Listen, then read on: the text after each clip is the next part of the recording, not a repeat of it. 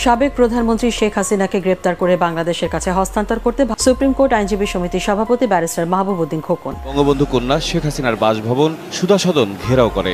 সকাল 7:30টার দিকে যৌথ বাহিনীর সদস্যরা আওয়ামী লীগ সভাপতিকে গ্রেফতার করে সুধা সদন থেকে। শেষ রক্ষা মিলল না সাবেক প্রধানমন্ত্রী শেখ হাসিনা। অবশেষে গ্রেপ্তার হলেন ইন্ডিয়ার মধ্যে।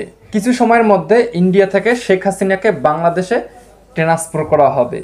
কিন্তু এর মধ্যেই নেটিজনরা বলতেছেন শেখ হাসিনার ফাঁসি চাই। সম্মানিত ভিউয়ার্স, চলুন সেই ভিডিওটা আগে আমরা দেখে আসি, তাহলে আমরা সকল তথ্য জানতে পারব। সাবেক প্রধানমন্ত্রী শেখ হাসিনাকে গ্রেপ্তার করে বাংলাদেশের কাছে হস্তান্তর করতে ভারতের প্রতি অনুরোধ জানিয়েছেন সুপ্রিম কোর্ট আইনজীবী সমিতির সভাপতি ব্যারিস্টার মাহবুব-উদ্দিন খোকন। সমিতি ভবন মিলনায়তনে আয়োজিত সংবাদ সম্মেলনে তিনি শপথ ভঙ্গের অভিযোগে কয়েকজন বিচারপতির পদত্যাগ দাবি করেন। একই সাথে অ্যাটর্নি জেনারেলের কার্যালয় সহ সারা দেশে রাষ্ট্রের আইন কর্মকর্তাদের পরিবর্তনের দাবি জানান বিএনপিপন্থী এই আইনজীবী। আরও জানাচ্ছেন হুমায়ুন চিস্তি।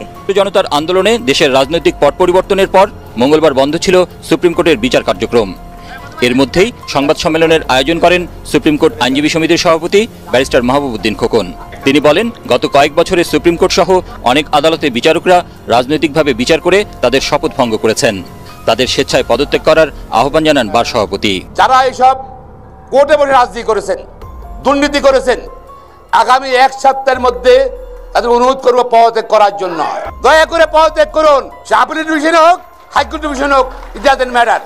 এই মুহূর্তে উনি পলাতক হয়েছেন এবং তার নামে যদি এখন মামলা হয়, মানবতা বিরোধী যে ট্রাইব্যুনাল, অপরাধের ট্রাইব্যুনাল, সেটাতে যদি দেখি সেটার যে জুরিসডিকশন আছে সেখানেও তার ইতে মামলা হতে পারে। সো তাকে তখন হয়তো এক্সট্রাডাইট করার চেষ্টা করা হবে, তাকে আনার চেষ্টা করা হবে যদি তিনি দোষী সাব্যস্ত হন। অবিলম্বে শেখ হাসিনাকে ও তার বোনকে বাংলাদেশে প্রেরণ করুন, তাদের বিচারের আওতায় আনতে হবে, এমনটাই দাবি করলেন বাংলাদেশের বার অ্যাসোসিয়েশন। তারা বলছেন যে শেখ হাসিনা ভারতের আগরতলায় রয়েছেন, তাকে দ্রুত ভারত থেকে বাংলাদেশে পাঠাতে হবে। শেখ হাসিনা বাংলাদেশ ছেড়ে চলে এসেছেন ভারতে। সোমবার প্রধানমন্ত্রী পদে ইস্তফা দিয়েছেন হাসিনা, প্রাণ বাঁচিয়ে পালিয়ে এসেছেন ভারতে। যদিও তিনি বিলক্ষণ জানেন ভারতে বেশি দিন থাকতে পারবেন না, যতটা দ্রুত সম্ভব আশ্রয় নিতে হবে অন্য কোনো দেশে। না হলে কিন্তু তাদের নাম আমরা প্রকাশ করতে বাধ্য হব। জাতির কাছে তাদের এই মুখ উন্মোচন করতে আমরা বাধ্য হব। অ্যাটর্নি অফিসের কর্মকর্তা সকলকে পরিবর্তন করতে হবে এবং জেলা পর্যায়ে পিপি, জিপি সহ এপিপি যারা আছে তাদেরকে অনতিবিলম্বে বাতিল করতে হবে। ভারতের প্রতি আহ্বান জানিয়ে বিএনপি চেয়ারপারসনের উপদেষ্টা খোকন বলেন, সাবেক প্রধানমন্ত্রী ও আওয়ামী লীগ সভাপতি শেখ হাসিনা ও তার বোন শেখ রেহানা ভারতে পালিয়েছেন। তাদের গ্রেফতার করে বন্দি বিনিময় চুক্তি অনুযায়ী বাংলাদেশে ফেরত দেওয়ার অনুরোধ জানান তিনি। তবে সুপ্রিম কোর্টের আইনজীবী অনিকার হক বলেন, তাদের বিরুদ্ধে মামলা হওয়ার পর ভারতের কাছে ফেরত চাওয়া যাবে। আমাদের সঙ্গে ভারতের বন্দি বিনিময় চুক্তি আছে, অনতিবিলম্বে শেখ হাসিনাকে এবং তার বোনকে বাংলাদেশে প্রেরণ করুন। গত 16 বছরে হওয়া সব রাজনৈতিক মামলা। সম্মানিত ভিউয়ার্স, শিক্ষার্থীরা এইরকম বক্তব্য দেওয়ার কারণে 2024 সালে এসে ইতিহাস করে তুললেন। সম্মানিত ভিউয়ার্স, আপনারা এই ভিডিওটি শেষ পর্যন্ত দেখলেই অনেক তথ্য জানতে পারবেন। এই ভিডিওটি অনেক চাঞ্চল্যকর একটি ভিডিও, তো চলুন ভিডিওটা শেষ পর্যন্ত দেখি, তাহলে আমরা সকল তথ্য জানতে পারবো। নির্বাহী আদেশে প্রত্যাহার ও রাজনৈতিক কারণে বন্দীদের মুক্তি দেওয়ার দাবি জানান সুপ্রিম কোর্ট বার সভাপতি। এই খুনি সরকার যে হাজার হাজার মানুষকে খুন করেছে, এই সরকার নাকি পালিয়ে আগরতলা চলে গিয়েছে, ভারতে আছে। আমরা ভারতের জনগণ এবং সরকারকে আহ্বান জানাতে চাই, তাকে গ্রেপ্তার করুন। আমাদের সঙ্গে ভারতের বন্দি বিনিময়ের চুক্তি আছে, কারণ বাংলাদেশের নতুন সরকার যদি দিল্লি চুক্তি সামনে আনে এবং হাসিনাকে সেখান থেকে ফেরত চায়, তাহলে তাকে গ্রেপ্তার করে ফেরাতে হতে পারে ভারতকে। বলেছিলাম যে শেখ হাসিনার পদত্যাগই কিন্তু একমাত্র সমাধান হবে না। এই যে তারা একটি গণহত্যার সাথে জড়িত এবং এর আগেও পিলখানা হত্যাকাণ্ড থেকে শুরু করে বিভিন্ন গণহত্যা, গুম, খুন, মানবাধিকার লঙ্ঘন, ভোটাধিকার লঙ্ঘনের সাথে তারা জড়িত। এর অবস্থায় বিচারের ব্যবস্থা করতে হবে। শেখ হাসিনা পালিয়ে গেলেই হবে না, আমরা তাকে বিচারের আওতায় আনব এবং শুধু ফ্যাসিবাদ, যারা ফ্যাসিজমে সরাসরি সহায়তা করেছে এবং তাদের সমর্থক, তাদেরকে বিচারের আওতায় আনা হবে। এবং আমরা বলতে চাচ্ছি যে অভ্যুত্থানকারী ছাত্র নাগরিকের সমর্থিত বা প্রস্তাবিত সরকার ছাড়া আমরা কিন্তু আর কোনো ধরনের সরকারকে সমর্থন করব না। সেটা সেনা সমর্থিত সরকার হতে পারে বা জরুরি অবস্থা দিয়ে রাষ্ট্রপতি শাসিত সরকার হতে পারে। আমরা এই ধরনের কোনো সরকারকে বিপ্লবী ছাত্র জনতা গ্রহণ করবে না।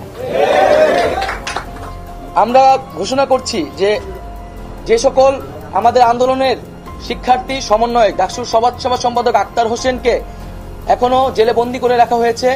আমাদের সমন্বয়ক ইব্রাহিম নীরব সহ সারা দেশেই বিভিন্ন সমন্বয়ক, আন্দোলনকারী এবং নিরপরাধ ব্যক্তিদের গ্রেফতার করে রাখা হয়েছে কারাগারে। আমরা সকল কারাবন্দীদের, এই আন্দোলনের কারাবন্দী এবং এছাড়াও এই ফ্যাসিস্ট রেজিমে যে নিরপরাধ ব্যক্তি এবং রাজবন্দী করে রাখা হয়েছে, তাদেরকে আগামী 24 ঘন্টার মধ্যে মুক্ত করার ঘোষণা করছি। 24 ঘন্টার মধ্যে আমরা আমাদের সাথে রাজপথে দেখতে চাই এবং আমরা মুক্তিকামী ছাত্র জনতার প্রতি আহ্বান রাখছি যে তারা যাতে আমাদের কাছ থেকে যে 24 ঘন্টার মধ্যে আমরা যে চূড়ান্ত সরকারের রূপরেখা দিব, তা ঘোষণার আগ পর্যন্ত তারা যাতে রাজপথে অবস্থান করে। এবং এক্ষেত্রে আমাদেরকে সতর্ক থাকতে হবে যে আন্দোলনের সুযোগে এখানে ফ্যাসিবাদের দোসররা এখনো নানান ধরনের অঘটন, নাশকতা, সহিংসতা করে এই আন্দোলনের ন্যায্যতাকে প্রশ্নবিদ্ধ করার চেষ্টা করে যেতে পারে। আমরা আহ্বান জানাচ্ছি সকলের প্রতি, এই দেশ আমার, এই রাষ্ট্রীয় সম্পদ আমাদের, সেক্ষেত্রে কেউ যাতে কোনো ধরনের লুটপাট, সাম্প্রদায়িক হামলা, কোনো ধরনের উস্কানিতে কান না পাতে মুক্তিকামী ছাত্র জনতাকেই সতর্ক থাকতে হবে এবং দেশের সম্পদ রক্ষা করতে হবে। কোনো প্রাণনাশ, কোনো সহিংসতা চাই না। আমরা শান্তিপূর্ণভাবে রাজপথে অবস্থান করব এবং যাদের বিচার করা হবে তাদের একটি প্রক্রিয়া অনুসরণ করে ন্যায় বিচারই আমরা সমাজে প্রতিষ্ঠা করব। বৈষম্য দূর করার জন্য, সমাজে ন্যায় বিচার এবং জীবনের নিরাপত্তার জন্যই কিন্তু এই এক দফা আন্দোলন ঘোষণা করেছিলাম।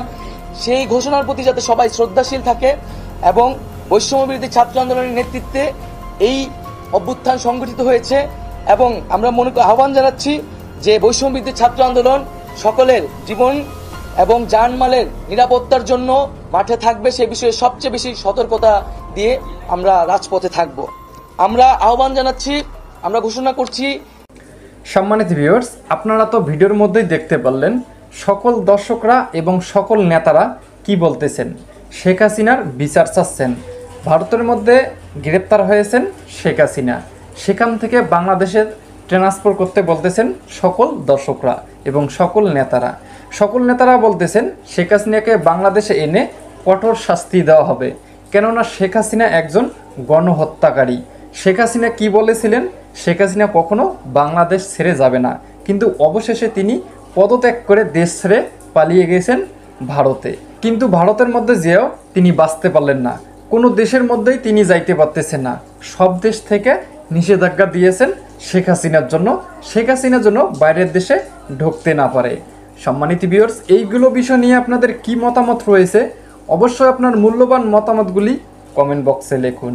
আর শেখ হাসিনা বর্তমান সময়ে কোথায় আছেন এটা আপনারা কমেন্ট বক্সেই চেক করলে পেয়ে যাবেন। সম্মানিত ভিউয়ার্স, এরকম আপডেট ভিডিও পেতে চ্যানেলটি অবশ্যই সাবস্ক্রাইব করে নেবেন। তো ধন্যবাদ সকলকে, নেক্সট ভিডিওতে দেখা হবে। আল্লাহ হাফেজ।